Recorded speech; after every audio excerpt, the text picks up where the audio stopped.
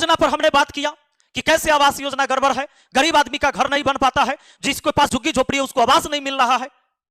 सरकार झूठ मूठ की नौटंकी करती है। 2018 से पोर्टल बंद करके रखा है, कोई नया ऑनलाइन आवेदन नहीं होता है और झूठ मूठ के पहले वाला सब अटका के रखे हुए हैं। किसी को गरीब को आवास नहीं मिलता। हमने मुद्दा किया कि आवास योजना की बात किया, तुमने कहा कि जातिवाद करते हो। हमने बात किया मनरेगा पर कि मनरेगा का काम सही नहीं चल रहा है, मनरेगा के बर्बाद करके छोड़ दिया। बिहार से सबसे ज्यादा मजदूर पैदा हुए हैं और जो 40 साल 45 साल 42 साल 35 साल का हो गया अब वो दोबारा पढ़ाई करके कौन सा धंधा शुरू करेगा? अगर वो मजदूर है 40 साल 45 साल 50 साल की उम्र में तो बेचारा मजदूर ही रहेगा, लेकिन उसकी मजदूरी तुम नहीं बढ़ा पाए। मैंने तो मुद्दा इस पर किया मनरेगा पर, तुमने कहा जातिवाद करते हो। हमने बात किया वृद्धा पेंशन पर, जब कांग्रेस की सरकार थी तब भी केंद्र सरकार 200 रुपया देती थी और राज्य सरकार अपने तरफ से 200 मिलाती है, 400 रुपया वृद्धा पेंशन मिलता है। एक गैस सिलेंडर 400 से 1100 तुमने कर दिया, लेकिन वृद्धा पेंशन आज भी 400 के 400 है। मैंने बात किया वृद्धा पेंशन पर, तुमने कहा जातिवाद करते हो। नमस्कार दोस्तों, आज मैं एक बात पहले बता दूं कि दोस्तों जितने भी लोग मुझे सपोर्ट करते हैं आप सभी को बहुत बहुत धन्यवाद, तहे दिल से धन्यवाद। और जो मेरा विरोध करते हैं उनको भी, खासकर जो विरोध करते मैं उनकी कई बार कमेंट लेकर वीडियो भी बना देता हूं, लेकिन जो मुझे सपोर्ट कर रहे हैं मैं उनके लिए वीडियो नहीं बना पाता हूं। इसके लिए थोड़ी सी माफी चाहता हूं, क्योंकि कुछ लोगों को आंख खोलना मेरा बहुत बड़ा जिम्मेदारी बन गया है और ऐसे लोग जो भ्रमित हो चुके हैं और अपने मार्ग से भटक गए हैं, तो जिसके वजह से थोड़ा सा ज्यादा उधर मेहनत करना पड़ रहा है मुझे। इसलिए आप जो मुझे समर्थन देते हैं मैं आपके ऊपर वीडियो नहीं बना पाता हूं, लेकिन तहे दिल से आपका बहुत बहुत धन्यवाद कि मेरे अंदर इतनी ताकत और ऊर्जा मिलती है कि हम बात रख पाते हैं अपनी। दोस्तों आज हमें दो टॉपिक पर बात करना है। क्या सरकार से सवाल करना जातिवाद है? उसके बाद हम सिर्फ एक चैलेंज देंगे उनको जो मुझे कहते हैं कि आप जातिवाद करते हो और मास्टर को राजनीति पर बात नहीं करनी चाहिए।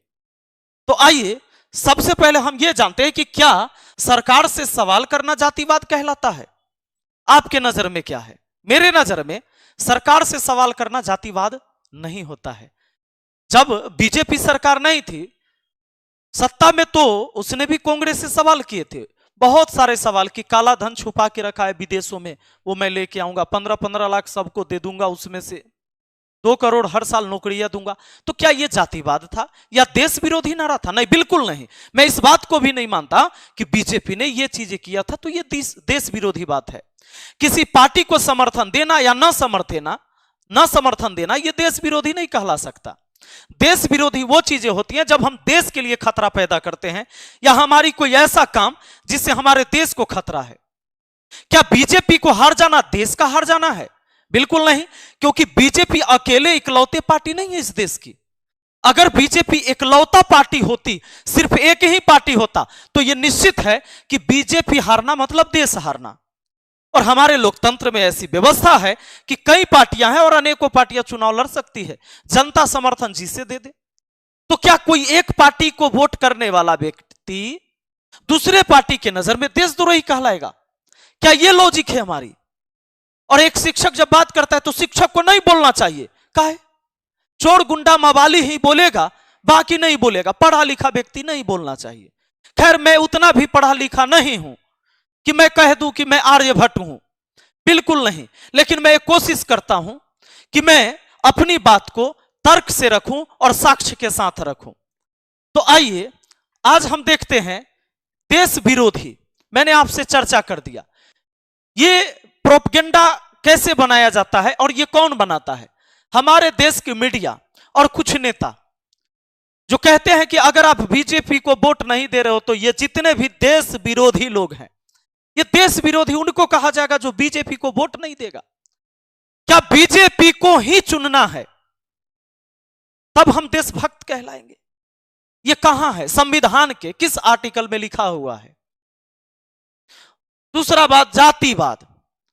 मान लो मैं यादव हो के अगर बीजेपी से सवाल कर रहा हूं तो जातिवाद हो गया, और यादव कैंडिडेट चुनाव लड़ रहा है बीजेपी से तो उसको क्या कहोगे? ये बताओ। मैंने कब कहा है कि बीजेपी सिर्फ एक ही जाति के लोगों को टिकट देती है?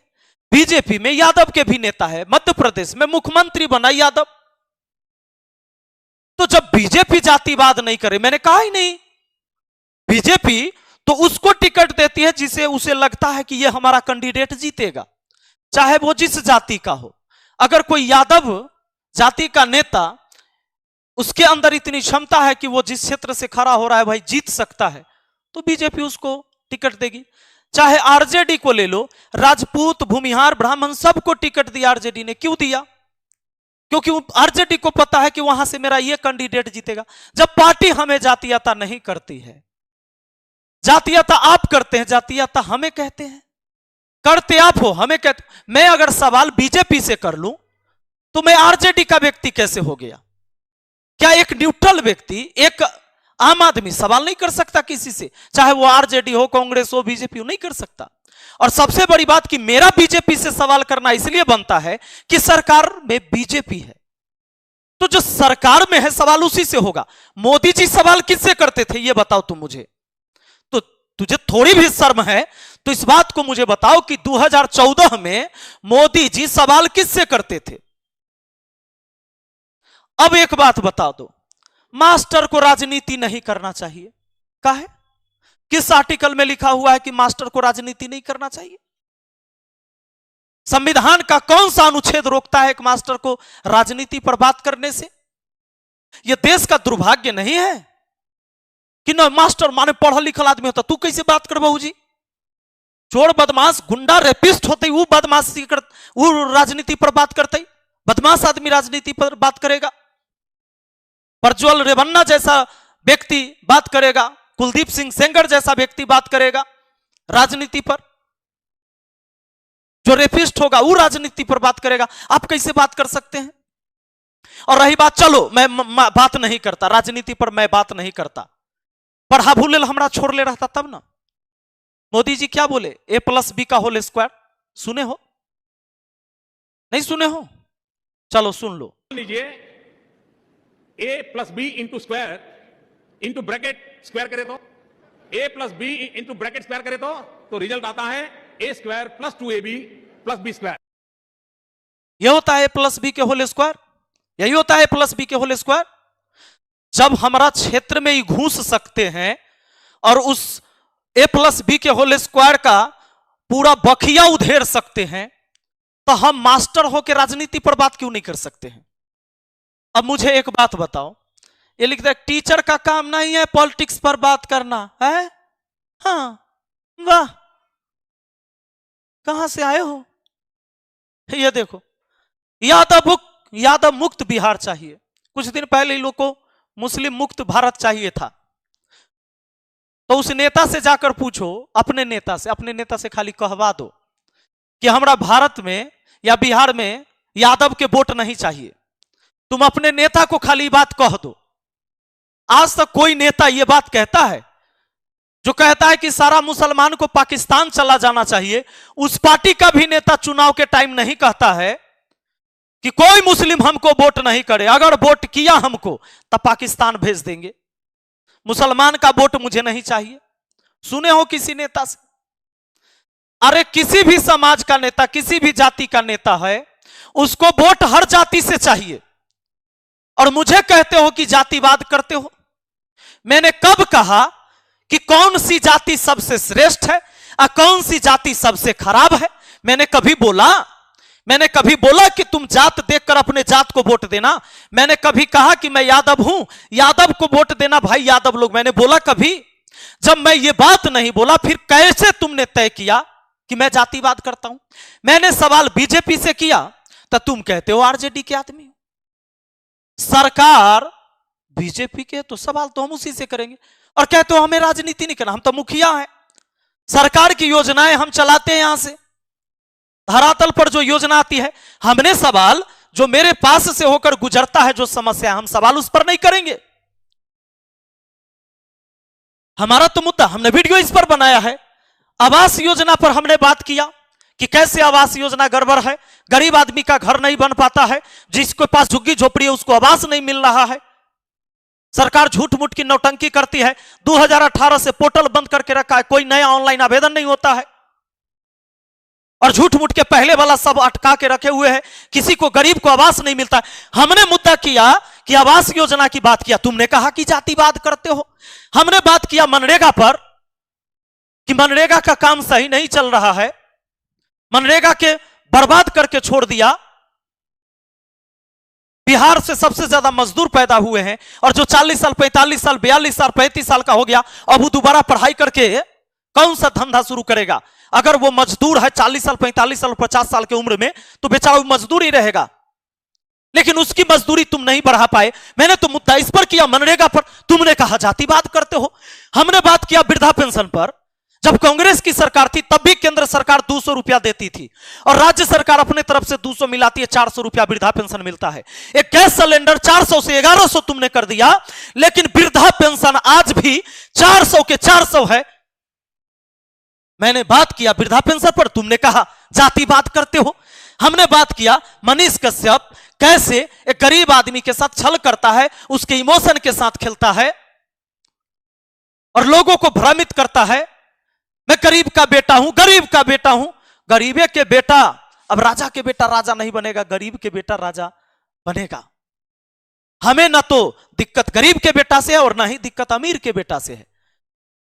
हम तो चाहते हैं कि जिसका बेटा योग्य हो उस जाए, वो उस स्थान पर पहुंचे। लेकिन ये ढपोसला गरीब लोगों के साथ इमोशनल भेदभाव कर, इमोशनल ब्लैकमेलिंग शुरू किया।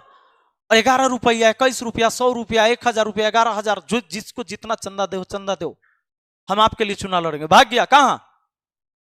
देश के सबसे बड़ी पार्टी और दुनिया के सबसे बड़ी पार्टी के गोद में जाके बैठ गया और वो गरीब जहां है वहीं है और रहेगा, रहेगा। क्योंकि गरीब के लिए जब हम सही मुद्दा पर बात कर रहे हैं तो वो में से हमारा गड़ी आएगा। अरे पगला, सरकारी योजना पर हम बात कर रहे हैं कि सरकारी योजना जब 100 रुपया वहां से चलती है तो आज भी यहां 50 रुपया से ज्यादा का काम नहीं होता है धरातल पर। मैंने इस पर बात किया, तुमने कहा जातिवाद करते हो। मैंने बात किया सरकारी नौकरी, हमारे बिहार में सबसे ज्यादा अपॉर्चुनिटी सरकारी नौकरी के अंदर था। रेलवे को खत्म करते गया और लगभग खत्म कर ही दिया। मैंने बात इस पर किया, तुमने कहा जातिवाद करते हो। कुछ शर्म नहीं है तुझे? हमें सिखाते हो। अब एक बात बताओ, तुम गली के छपरी नेता और मुझे बुरा भला कहने वालों, इतना मुझे पता है कि लगभग 90% से ज्यादा लोग मुझे पसंद करते हैं। अगर पसंद नहीं करते तो तू जाके देख, मेरे चैनल पर हर दिन 10 से 12,000 लोग नए जुड़ते हैं हमें मजबूत करने के लिए। लेकिन मैं तुम छपरी नेता से पूछना चाहता हूं, तुमसे पूछना चाहता हूं, तूने क्या सुधार करा अभी तक? तुम सवाल मुझ पे करते हो या किसी पर भी करते हो, तू बता। तू राशन लेने जाता है ना, सरकार से जो राशन लेता है तू जाता है ना, 1 यूनिट में 5 केजी है ना। अगर तुम्हारे घर में 5 लोग हैं, अगर तुम्हारे घर में 5 लोग हैं तो तुमको मिलना चाहिए था कितना? 25 केजी मिलना चाहिए था ना। 5 आदमी है, एक आदमी का 5 किलो, तब 25 केजी मिलना चाहिए ना। तुमको मिलता है 4 केजी, अब 5 आदमी हो तब 20 केजी राशन मिलता है। ये तुम्हारा जो 5 केजी बीच में माइनस हो जाता है, 5 केजी जो माइनस हो जाता है, 5 केजी जो तुम्हारा खा जाता है तुम्हारे गांव का डीलर। एक काम कर, तू जा, आज तू अपना राशन खाली लेकर दिखा। 25 केजी तुम्हारा हक है, तू खाली 25 केजी लेकर दिखा दे और एक वीडियो बनाना और वीडियो वहां राशन लेते वक्त और उसमें बोलना कि देखिए विपिन सर, आप बहुत लबर लबर करते हैं, हम जो है 25 केजी के अब 25 केजी राशन लिए हैं, ये हमारे डीलर साहब हैं। बोलिए डीलर साहब, अब आप 25 केजी राशन देते हैं कि नहीं देते हैं? डीलर साहब कहेंगे हाँ बिल्कुल, हम 25 केजी के 25 केजी दिए। हर व्यक्ति को 5 केजी देते हैं, 1 यूनिट पर 5 केजी है तो 5 केजी देते हैं। खाली इतना तू बोलवा के फेसबुक पर डाल भाई। मान ले ये तेरा यूट्यूब चैनल ना है, तू एगो फेसबुक पर डालो और कमेंट करो, जहां मुझे तुम गाली देते हो वहां कमेंट करके उसमें पिन करो। मैं मान लूंगा कि तुम मर्द का पैदाइश है, तुम्हारे अंदर देशभक्ति है। अरे देशभक्ति का मतलब खाली बीजेपी और कांग्रेस आरजेडी जदयू होता है। देशभक्ति का मतलब होता है देश की मुद्दा पर बात करना। मैंने देश की मुद्दा पर बात किया और तुमने कहा जातिवाद किया। तू खाली इतना करके दिखा दे, ये चैलेंज है, मैंने किया है। और जहां से मैं हूं, हमारे गांव के जनता ने, हमारे पंचायत के जनता ने मुझ पर जहां भरोसा किया था, मैंने वो काम करके दिखाया है। तुम्हारे यहां का विधायक भी करके अगर दिखा दे तो हम तुमको चैलेंज करते हैं, हम छोड़ देंगे, अभी से छोड़ देंगे और बीजेपी का झंडा लेकर हम चल देंगे। तू खाली अपन एक पंचायत सुधार के दिखा दे हमरा। जाओ, जातियाता करते हैं हम, देश की मुद्दा पर बात करते तो जातिवाद हो गया। दिखा, 21 लाख लोग वीडियो देखा है, देख 56 लाख लोग देखा है, और तू दिखाओ ये चीज मैंने लड़ाई लड़ा है और जो गरीब आदमी का हक था उसे मैंने दिलाया है। तो दिला के दिखा। एक वीडियो तू खाली डाल के उसका लिंक मुझे कमेंट बॉक्स में पिन करो, वहां डालो कि मैंने ऐसा करवा दिया है, तोरा में ताकत नहीं होगा। बाकी जो मुझे लोग पसंद करते हैं उनको पता है मैं किस लिए और किसके लिए बात कर रहा हूं। हमको डराता है सीबीआई ईडी आएगा तुम्हारे यहां। अरे जिस दिन सीबीआई ईडी की बात तुम कर रहे हो मेरे लिए, मैं तो इतनी खुली किताब हूं कि सीबीआई ईडी क्या, तुम्हारी पूरी सरकार मेरे ऊपर लग जाए ना तो भी मुझे नहीं फंसा सकती। मेरे जीवन का सिद्धांत है कि मैं अपने जीवन में जब 3 रोटी हिस्सा मेरा लगता था परिवार में खाने का, और आज तो पूरी जिंदगी अच्छे से जी रहा हूं अपने लिए। अब मैं गरीब नहीं हूं, मैं धनी आदमी हूं, मैं अमीर आदमी हूं, और अपने कर्म के कमाई से मैंने किया है। तो स्वागत है सीबीआई ईडी, सबका स्वागत है। एक एक चीज खोल के मैं रख दूंगा दुनिया के सामने, आ जाइए, स्वागत है हमारे यहां। मैं तो चाहता हूं कि मेरे ऊपर कभी सीबीआई ईडी का जांच पड़े और इससे हमारा गर्व होगा। काहे जानते हो? काहे कि वो गरीब के बेटा जेकर बाप दादा खाली हल जोतता था, उसके यहां सीबीआई ईडी का छापा पड़े, ये शर्म के बात नहीं है, ये बड़ा गर्व के बात होगा। और फिर देखना तुम काहेला इतना जलन होता है। ये कुछ विचारधारा वाले ऐसे लोग हैं दोस्तों, इनको देखो कैसे एक गरीब का बेटा अगर गरीब के हक की बात करे, अगर एक पढ़ा लिखा व्यक्ति समाज के मुद्दे पर बात करे, तो इनको सिर्फ अपनी इतनी पार्टी प्यारी है कि ये देश को ताक पर रख देते हैं, ये भूल जाते हैं। और ये हिंदू मुसलमान चाइना पाकिस्तान करते हैं, चाइना का तो नाम भी नहीं लेते हैं। चाइना के नाम लेने में इनकी फट जाती है। ये चाइना का नाम नहीं लेते हैं कि चाइना हमारा जमीन हड़प रहा है तो हमारी सरकार वहां क्या कर रही है। पाकिस्तान के नाम लेते हैं, लेकिन इनको यह नहीं पता कि इनकी सरकार सिर्फ ये कह रही थी, जो प्यारे मोदी जी हैं, ये कहे थे कि 1 सिर के बदले 10 सिर लाएंगे। 40 जवान पुलवामा में शहीद हुआ, 40 का 10 गुना होता है 400। हिसाब आता है कि नहीं? 400 सिर देखे हो? तुम्हें बता दिया गया कि हमने हमला किया, घर में घुसकर मारे, लेकिन कोई हमारे जवान के ऊपर संदेह नहीं है। लेकिन हमें तो यह भी शक है कि हमारे जवान को बोलने भी नहीं दिया जाता है। हमें इस बात का भी शक है कि जो हमारे वीर सपूत है, वो तो किसान गरीब मजदूर का बेटा है, जवान, वो पहुंचा, वो तो जरूर लोहा ले सकता है, लेकिन क्या पता कि हमारी सरकार ही उसके हाथ बांध के रखी है। हमें तो शक इस बात की भी है। तो समझदार बनो, और अगर समझदार नहीं बनोगे तो ये जो देशभक्ति का झूठ मूठ का ढिंढोरा पीट रहे हो, ये देश भी खत्म हो जाएगा और कुछ भी नहीं बचेगा। तो आप निकलिए घर से, और आज हमारे यहां भी चुनाव है, लोग वोट करिए, आपको जो पसंद है उनको वोट करिए। आप अपने क्षेत्र के नेता को देखिए, वो व्यक्ति कितना अच्छा है, आप उसे वोट करिए। मैं कभी नहीं कहूंगा कि तुमको किसको वोट करना है, पर मैं ये जरूर कहूंगा कि तुम वोट जरूर करो। बहुत बहुत धन्यवाद, थैंक यू।